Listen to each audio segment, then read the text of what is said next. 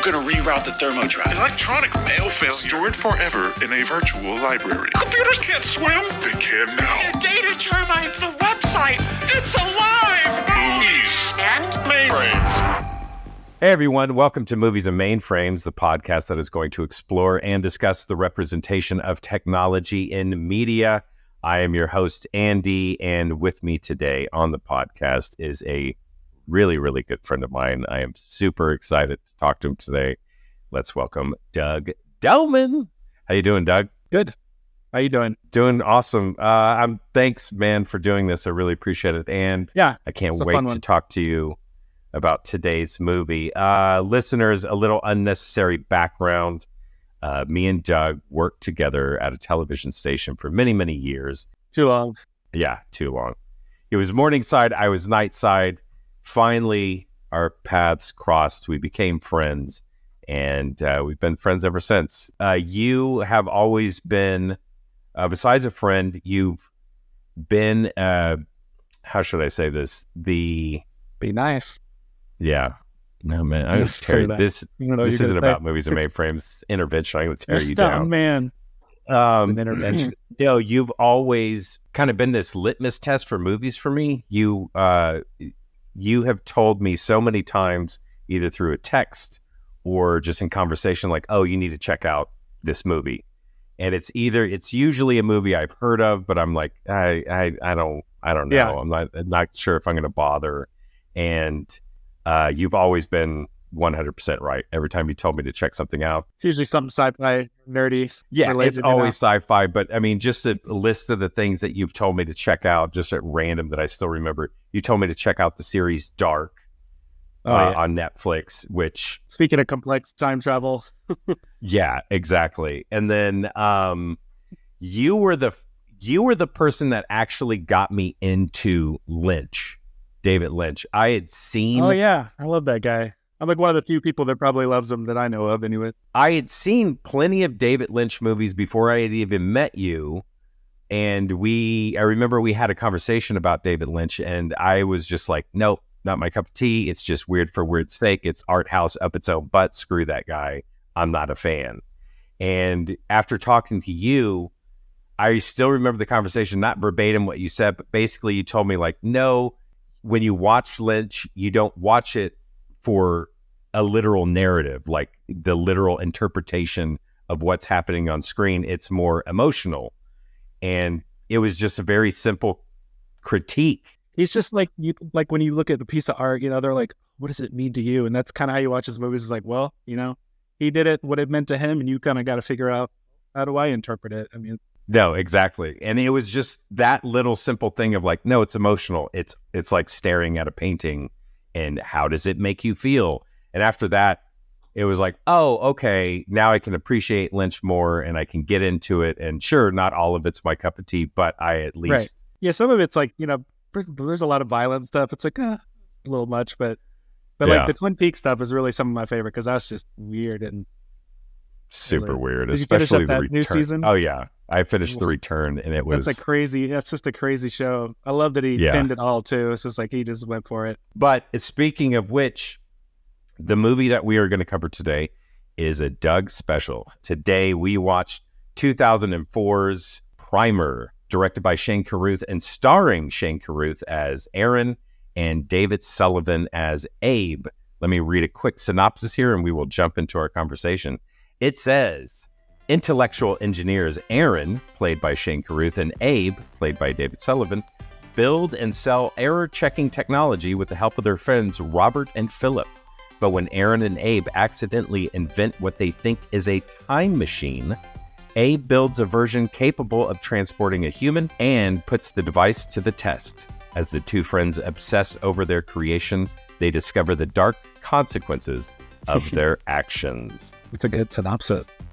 Yeah. So, yes, this is a Doug special. He told me to check it out. Loved it. So, when did you discover Primer? Like, did you actually see it at a film festival? Did you No, rent it? I think I rented it at Blockbuster, and I just, and a kind of a cool little image, them standing by some like little box, that the poster or whatever. And I was like, yeah, kind of weird. And I looked, I read, and it said something about time travel. And I was just time travel. I'll watch anything with time travel. Same. crappy or not. So, yeah, and it just like, I don't know, it was cool. Just the way it was very indie.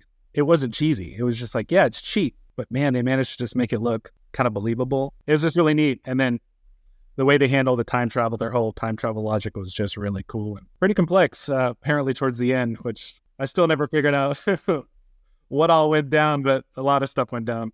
So yeah, listeners, if you haven't seen Primer, do yourself a favor, watch it. It's really short. It's only 77 minutes. Yeah. It barely qualifies as a feature length. Man, I remember watching, when I watch it, I'm with it about halfway, almost 2/3 through the movie. Everything is, pretty linear and making sense.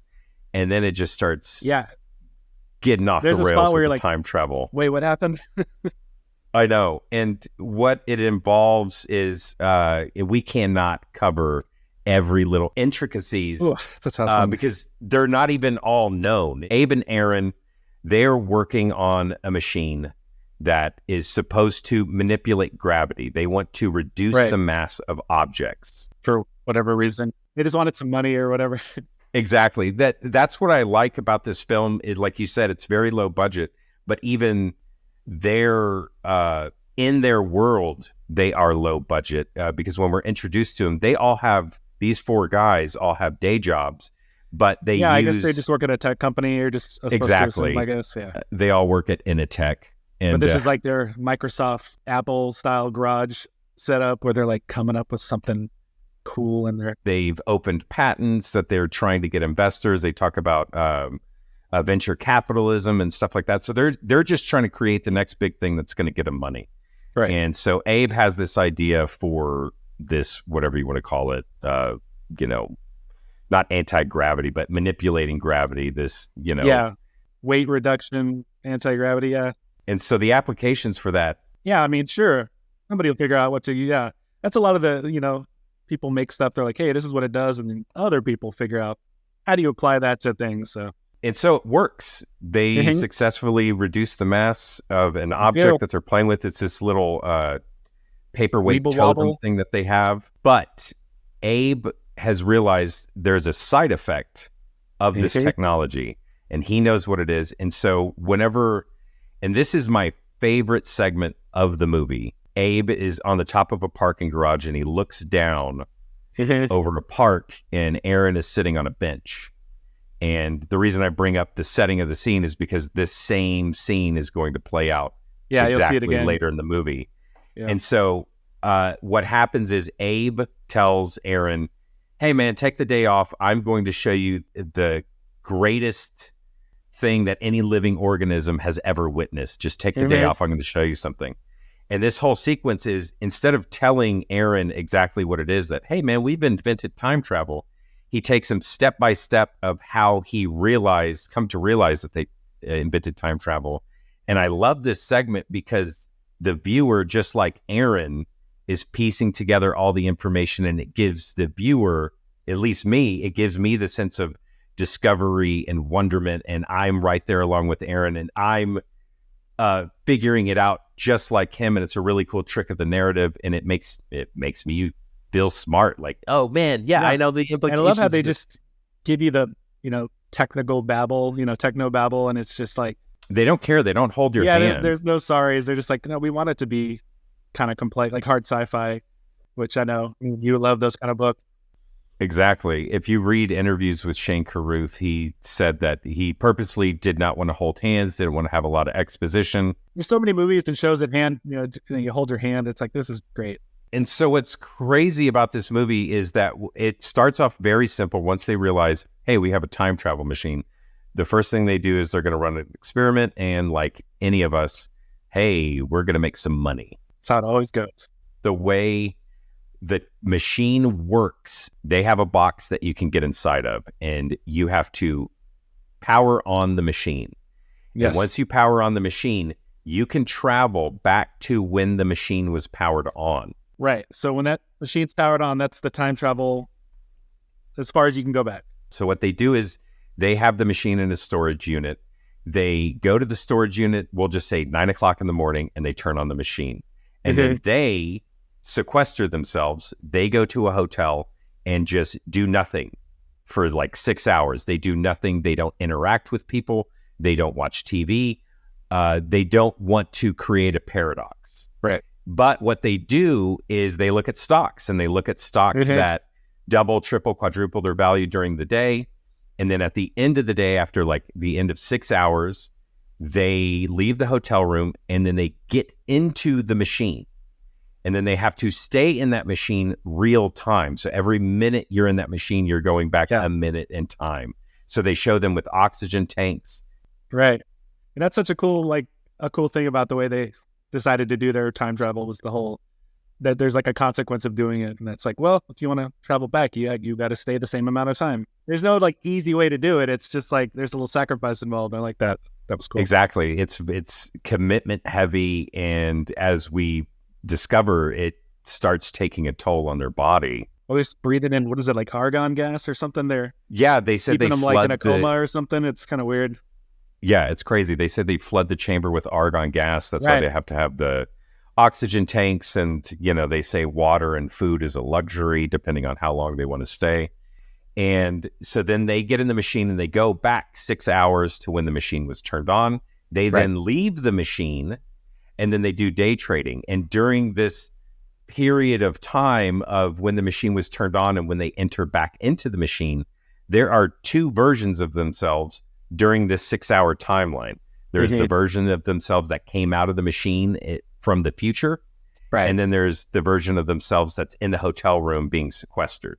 But then whenever the hotel version gets into the machine at the end of the day, they go back in time and then they are erased from the timeline moving forward.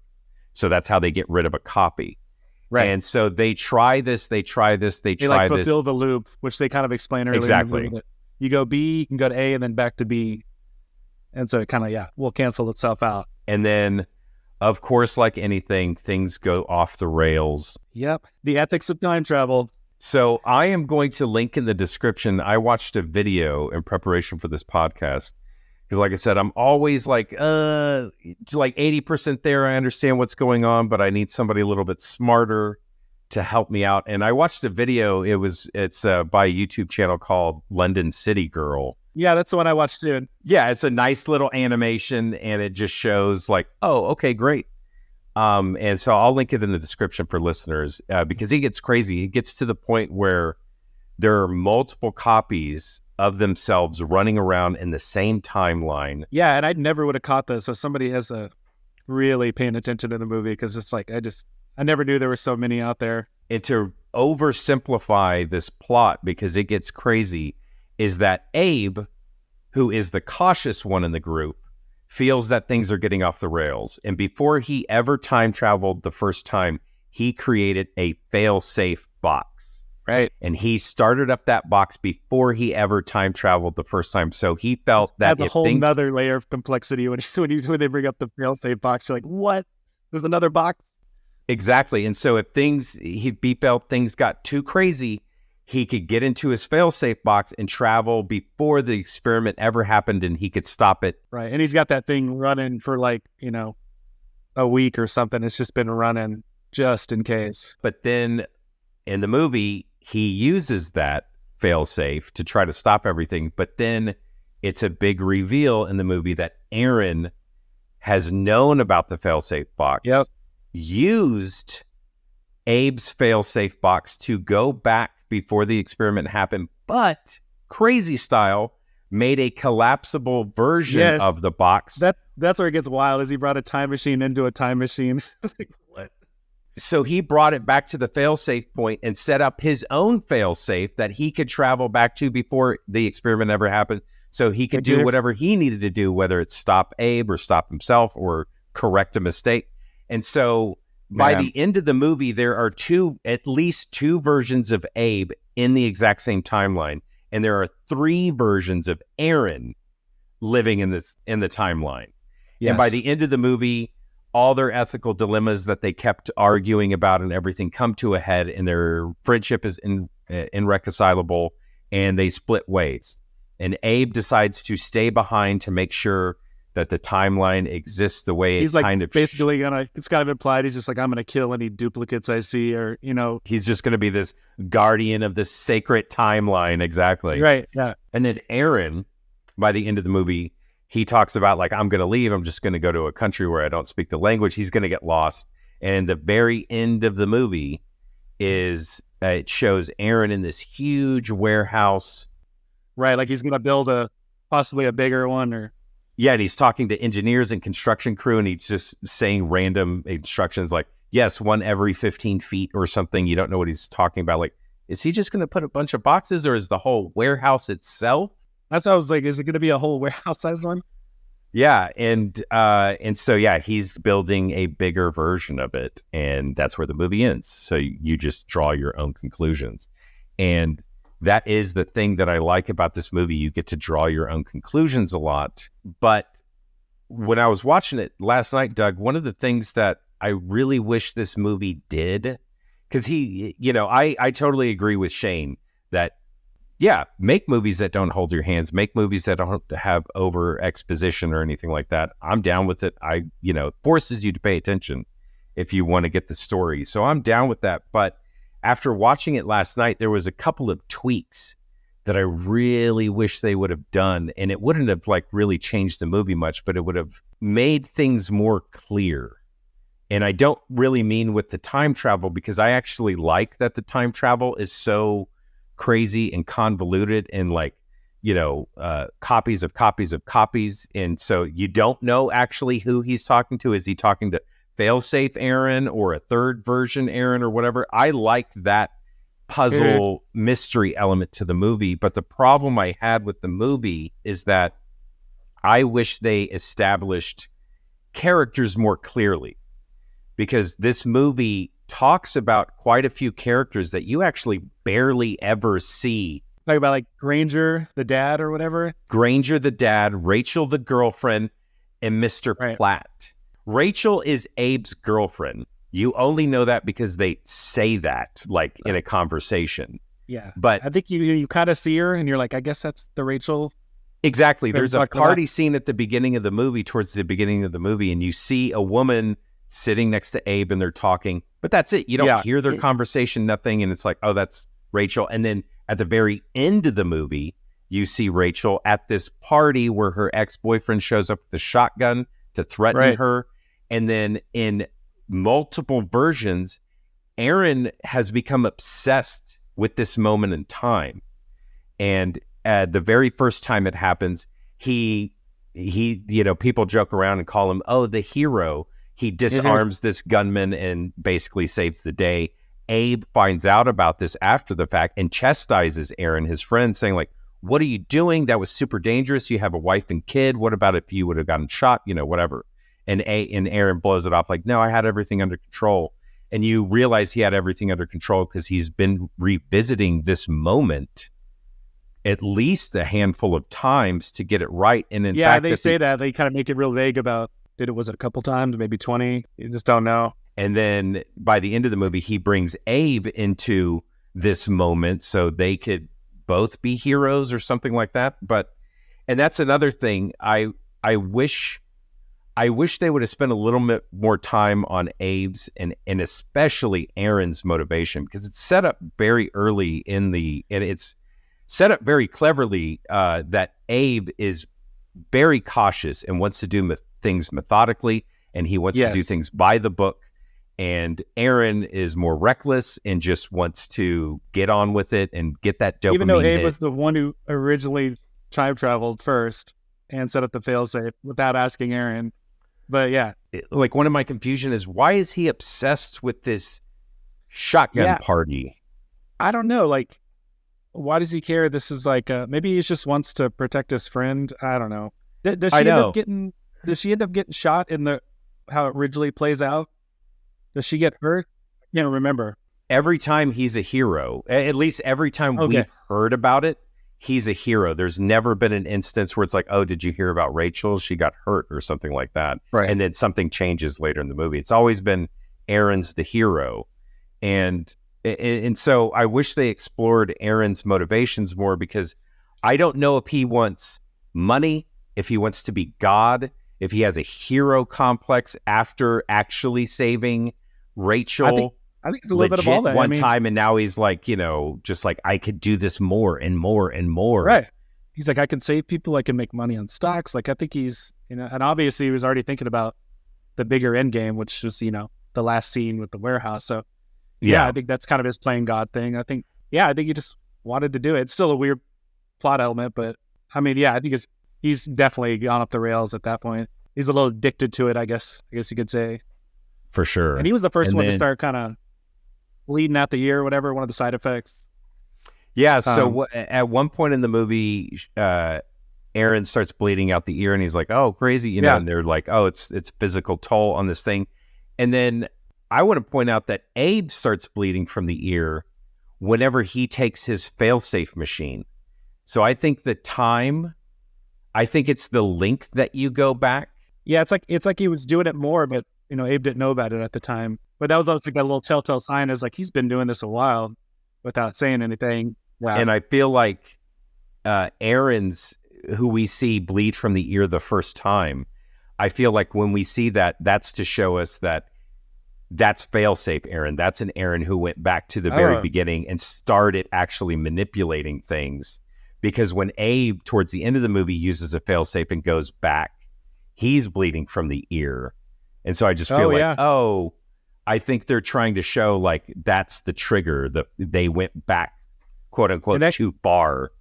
And I think that's the scene you were talking about at the beginning, that very opening scene, is when Abe goes back thinking like, oh, I reset it. I went back to the beginning, but Aaron is already there with his headphones on. He had already recorded these conversations. So he was already on top of, so he had like already gone back before that failsafe. Exactly. Due to him bringing the time machine into the time machine. Complexities. Anyways, yeah. That whole scene with Rachel and then her dad, Mr. Granger. Mr. Granger. He's Rachel's father. Yeah. And was he at the party too, or? Yes, you see him briefly at the party. There, you hear a voiceover of all them talking about like, no, you can't call him Mr. Granger. You'll sound like a 6-year-old. You got to call him by his first name. So we're like peers. And while they're saying that, you see a shot of Mr. Granger, but you see his back and he's literally like on screen for a couple of seconds and then he's gone. But then it's this pivotal plot point. Yeah, like they think he's following him and he's got some 3-day beard growth or something, like he maybe had gone through the machine. Yeah, they get freaked out because they are going to carry out an experiment of creating a paradox. Because earlier in the movie, Mr. Platt... there's this Mr. Platt guy. Who you never see, but it's important for motivations for Aaron and Abe. So what happens is Aaron's daydreaming and he says, I would love to punch Mr. Platt, who's was an early investor. I remember that scene. Yeah, he was an early investors of theirs, and through their conversations, you understand that he stole an idea or technology and made a lot of money off of it, and there's nothing they could do. Aaron has this daydream of, I would love to walk into his office, punch him in the face, then get in my time machine, go back in time and tell myself not to do it, creating a paradox. Abe gets together with Aaron, and they are actually going to carry out this scenario. Because now they're still experimenting, and they've already broken symmetry with the cell phone because Aaron answered a cell phone stuff. Yeah. Earlier in the movie, Aaron answered a cell phone while they were in seclusion, and now it's a no-no. You're interacting with the outside world. And then he travels back in time with the cell phone, and his cell phone rings, and they've created a paradox. They've broken symmetry because now time travel Aaron is getting that phone call instead of Aaron in the hotel room, because they explain the way cell phones work is the call goes out through the towers, searches the grid, and then whenever it finds the phone, it rings that phone. The very first phone, yeah. Exactly. So now time travel Aaron's getting that phone call, which he doesn't answer, but the phone call in the hotel room is now not taking place, even though it actually did in the past or present or future, whatever you want to call it.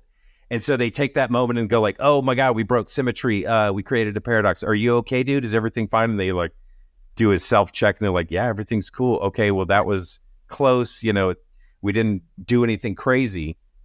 But now they want to experiment with a bigger paradox of doing punching Platt in the face, getting in the machine, and going back in time.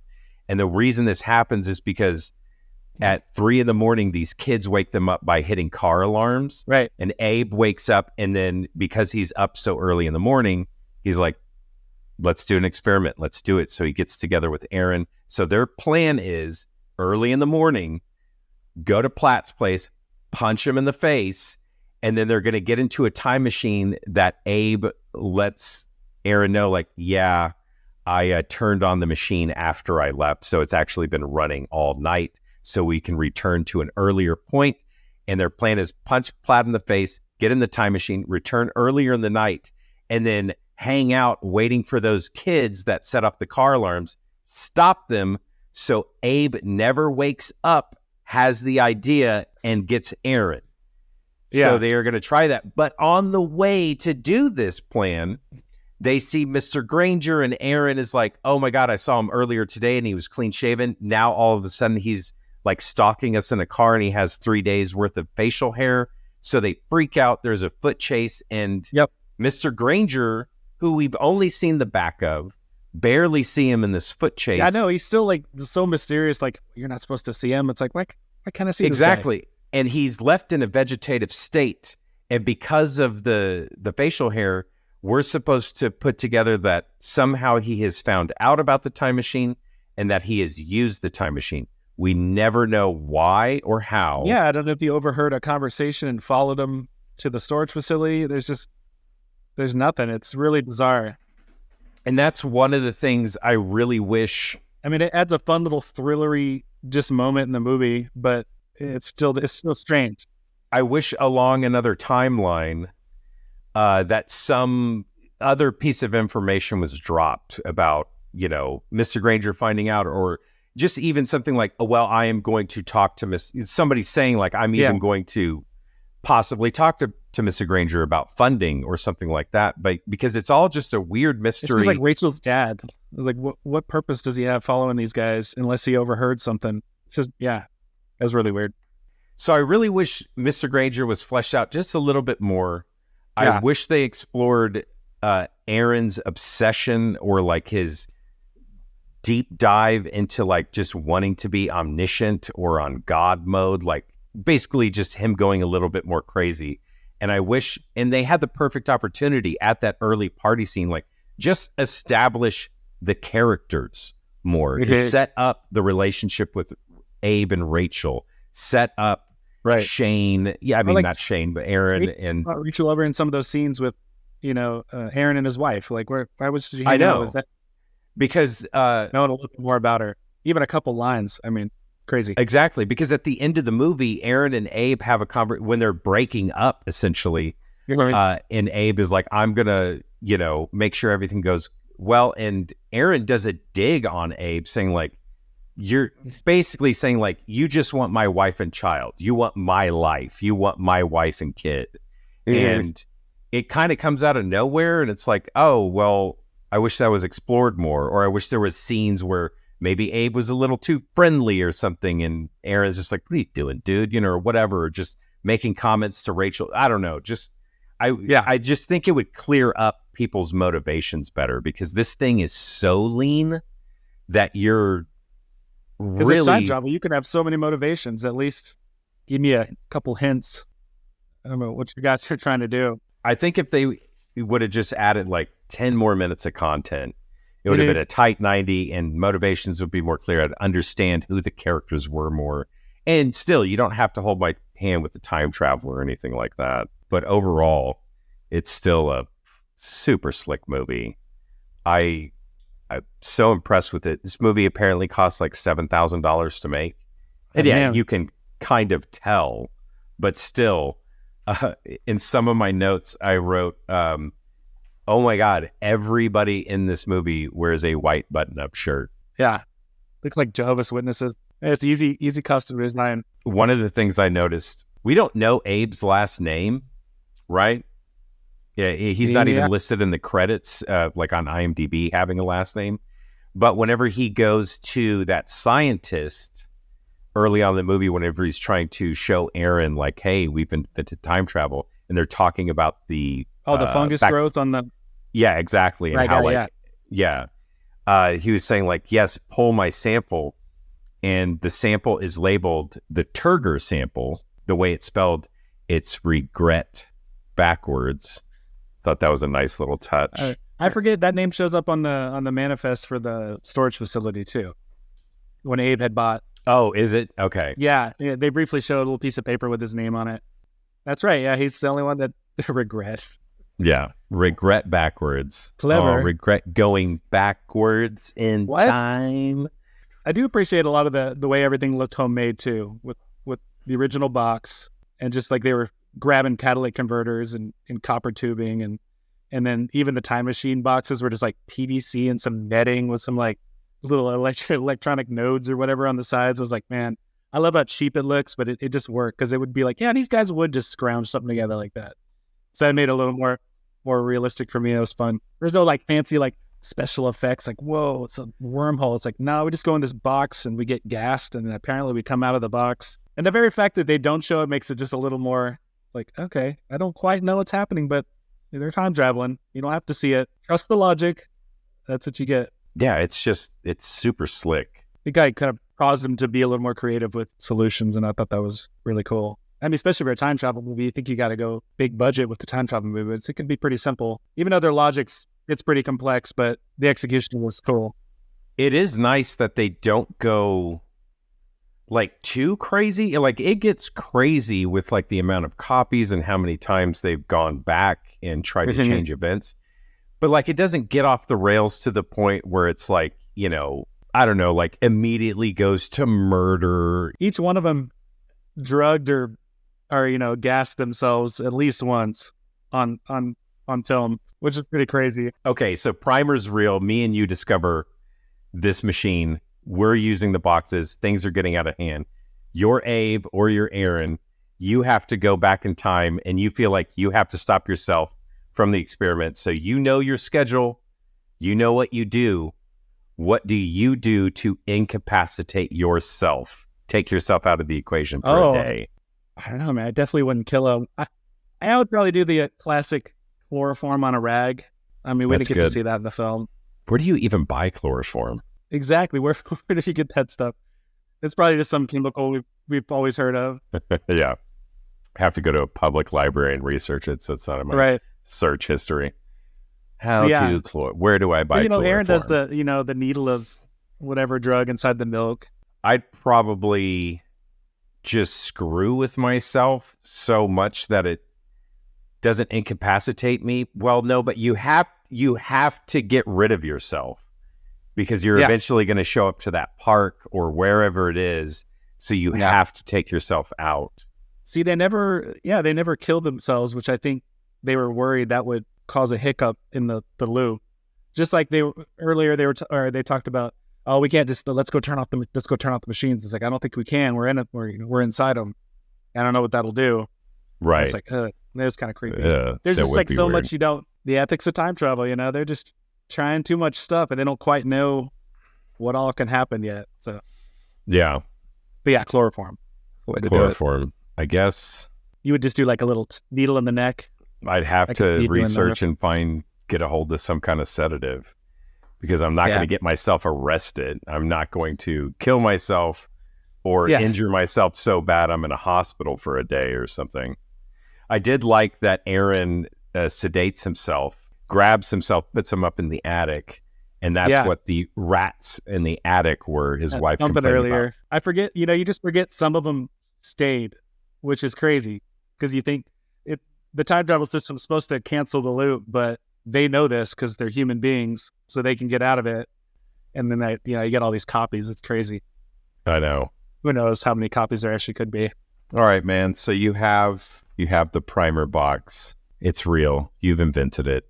It works exactly the way it does in the movie. What's the first thing you're going to do with it? Making money for sure. Exactly what they were doing. Yeah. I'm a punk just like everybody else. And I wouldn't even be worried about like, how do I tell them? But you got to be, they were kind of cautious. You got to just make a little money here and there. I would for sure do lottery first round. And now that I've won money, I will start investing that money. So I have a bigger chunk of change to invest with. But I would, 100% just set myself up with, Easiest way.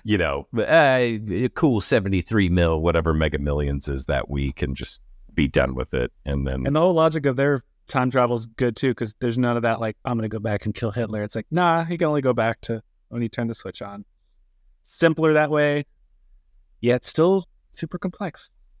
It's fun. I know. And, but man, I really do like the fact that everything about this machine is not easy, that you travel back in real time. Like, dude, that would suck.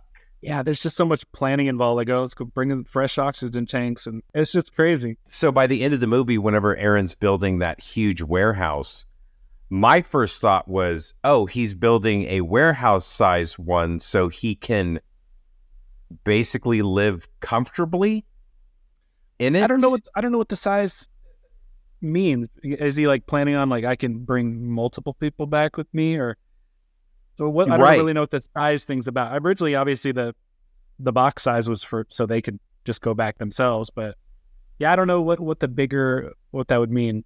Because if you had, essentially a warehouse size, then you could have like a box the size of a house. Would you have to gas all that square footage? I don't know. So it's crazy.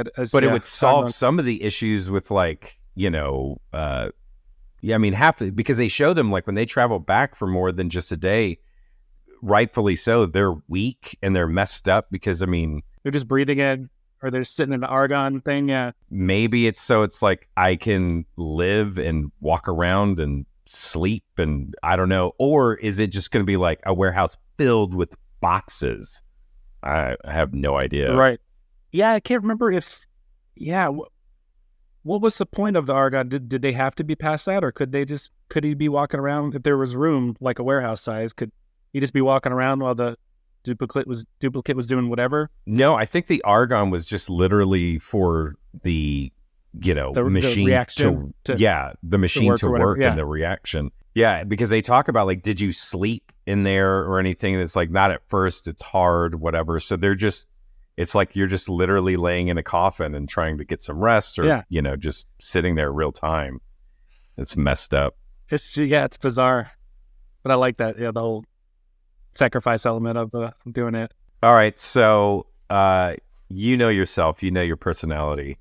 How long are you doing this before you've become a crazy person? Yeah, I think it would be easy to get addicted. How could you stop? If you were able to amass whatever money or get rid of some people if you needed to. That's the thing. I don't know what I would become addicted to, like just the act of creating more wealth, or myself getting some kind of hero complex of like, hey, I can, like some crappy version of, what was that show?